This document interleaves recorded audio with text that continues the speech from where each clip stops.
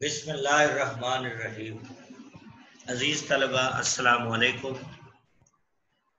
سبق ادیب کی عزت کا دوسرا حصہ آپ ملاحظہ فرما رہے ہیں۔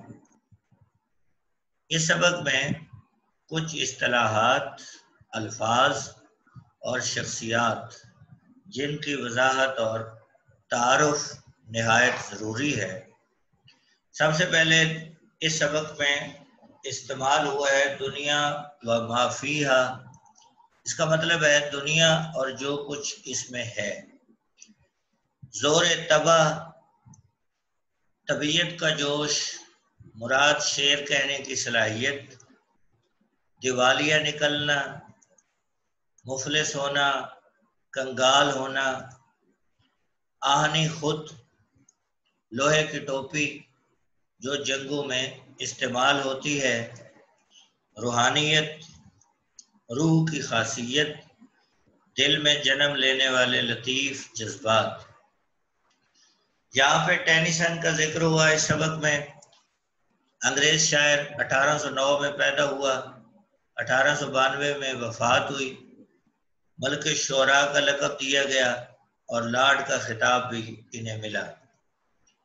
شیلے انگریز شاعر 1792 میں پیدا ہوا، 1822 میں وفات ہوئی، پردرد اور رومانوی شاعری میں مشہور۔ بائرن انگریز شاعر 1788 میں پیدائش، 1824 میں وفات پائی۔ ڈاکٹر علامہ اقبال کی طرح اپنے دور کی سیاست پر بہترین طور پر اثر انداز ہوا۔ طلبہ اس سبق کو اگر ہم دیکھتے ہیں تو کچھ اہم نکات اور تشریحی نکات ہمارے سامنے آتے ہیں۔ سب سے پہلے اس سبق میں ہمیں یہ بات دکھائی دیتی ہے کہ جو صاحب علم ہے اس کی قدر و قیمت کیا ہے۔ ویسے علم کی بہت زیادہ قدر ہے، علم کی اہمیت سے کسی کو انکار نہیں، اور صاحب علم کی شخصیت نہایت قابل قدر ہے، کیونکہ علم مال سے بہتر ہوتا ہے۔ علم کی نگرانی، علم انسان کی نگرانی کرتا ہے، جبکہ مال کی نگرانی انسان کو کرنا پڑتی ہے۔ علم استعمال کرنے سے بڑھتا ہے، جبکہ مال استعمال سے گھٹتا چلا جاتا ہے۔ لیکن افسوس ہے، اس سبق سے ہمیں یہ بات سمجھ آتی ہے کہ آج علم کی بجائے مال کو اہمیت دی جاتی ہے۔ صاحب علم شخصیت کی بجائے دولت مند شخص کی عزت کی جاتی ہے۔ دوسری بات ہمارے سامنے آئی کہ ادیب اور شاعر بے نیاز قسم کے انسان ہوتے ہیں۔ ان کی بے نیازی عجیب شان کے ساتھ ان کی شخصیت میں موجود ہوتی ہے۔ بہت سی ایسی باتیں جن کو عام آدمی شاید محسوس نہیں کرتا، مگر صاحب علم اس کو محسوس کرتا ہے۔ مرزا غالب کے حوالے سے آتا ہے کہ جب ان کو دلی کالج میں پڑھانے کے لیے بلایا گیا، اگرچہ مرزا کو ضرورت بھی تھی کہ وہ یہ ملازمت کرتے، مگر جب وہ دلی کالج کے گیٹ پر پہنچے، سر تھامس نے دروازے پر ان کا استقبال نہیں کیا، اسی وجہ سے وہاں سے واپس لوٹ آئے، اور ان کی بے نیازی نے یہ گوارا نہ کیا کہ ان کے ساتھ اس انداز میں عزت کا سلوک نہیں کیا گیا۔ ان کا استقبال ہونا چاہیے تھا۔ حالانکہ عزیز طلبہ، آج کوئی بھی شخص جو ملازمت کے لیے جائے وہ یہ توقع نہیں رکھتا کہ افسر خود اٹھ کر دروازے پر ان کا استقبال کرے۔ یہ ایک ادیب کی بے نیازی تھی جو انہیں دروازے سے واپس لے آئی۔ اسی طرح اس سبق میں ہمیں معاشرتی رویوں میں تبدیلی کے بارے میں بھی بتایا گیا ہے کہ ایک زمانہ تھا صاحب علم کی بڑی عزت اور قدر تھی، لوگوں کی عزت کا معیار علم تھا، لیکن آج وہ زمانہ آ گیا کہ لوگوں کی عزت تکریم کا معیار مال و دولت ہو گیا. اور صحیح کہا تھا سید ضمیر جعفری نے کہ تھا کبھی علم آدمی، دل آدمی، پیار آدمی، آج کل زر آدمی، کسر آدمی، کار آدمی. اسی طرح یہ بات بھی اس سبق میں دکھائی گئی ہے کہ انسان کے دل میں اعزاز و احترام کی کس قدر بھوک ہوتی ہے. وہ شہرت اور عزت کا خواہاں ہوتا ہے، اور یہاں تک کہ ایسی جگہ پر بھی اعزاز و احترام کے لیے چلا جاتا ہے جہاں اس کو بالکل بھی نہیں جانا چاہیے.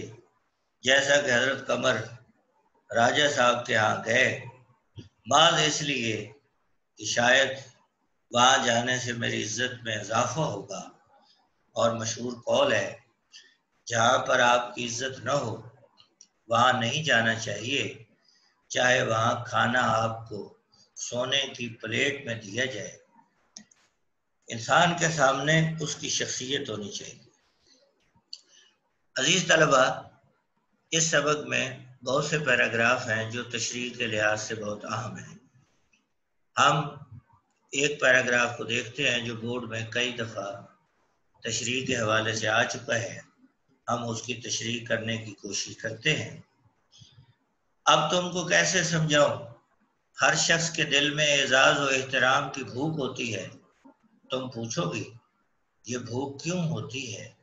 اس لیے کہ یہ ہماری روح کی ارتقاء کی ایک منزل ہے. ارتقاء کا معنی ہوتا ہے ترقی.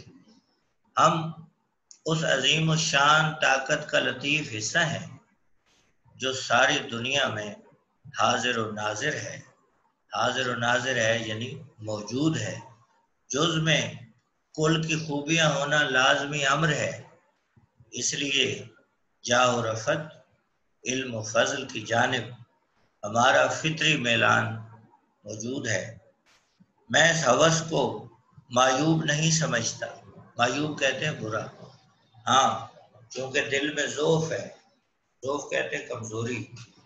اہل دنیا کی یعنی دنیا والوں کی حرف گیری، نکتہ چینی، اعتراض، تنقید کا خیال قدم قدم پر دامن گیر ہو جاتا ہے.